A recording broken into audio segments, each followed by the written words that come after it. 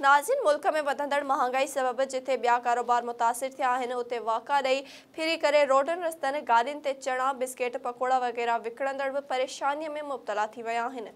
उन हवाले सां हिकु चणा फरोश सां गॾु SS news reporter Abdul Rashid Khaskheli मौजूद आहे। वधीक तफ़सील मालूम करियूं था अब्दुल रशीद ख़ासखेली खां।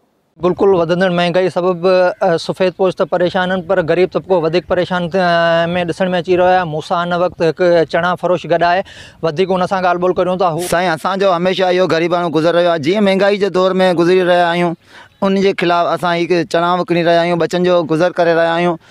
ऐं चणा बि हींअर असांखे माशाल्लाह एतिरो महांगा मिली रहिया आहिनि जो असांजो गुज़र बि नथो निकिरे।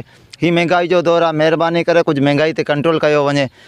असीं ग़रीब माण्हू तबिको चणा विकिणूं, छा कमायूं, छा बचनि खे खारायूं। सनड़ा तबिका बचा हिन हाल बेरोज़गारी जे ख़िलाफ़ु बीहूं था त बुख था मरूं, पंहिंजो अबरो अबरो गुज़र करे रहिया आहियूं। कंहिंजे अॻियां हथु टंगियूं, कंहिंखे चऊं। महिरबानी करे कुझु महांगाई ते कंट्रोल कयो वञे। तव्हां इहो ॻाल्हियूं ॿुधो, हिन जो चवणु आहे त महांगाई जे दौर में असां चणा विकिणी पेट गुज़र करे रहिया आहियूं, जंहिंमां असांखे 200-300 रुपया बचनि था। हिन इहो मुतालबो कयो आहे त महांगाई ते कंट्रोल कयो वञे त जीअं असां जहिड़ा ग़रीब माण्हू खे बि रिलीफ मिली सघे। कैमरा टीम सां गॾु अब्दुल रशीद ख़ासखेली SS न्यूज़ सुजावल।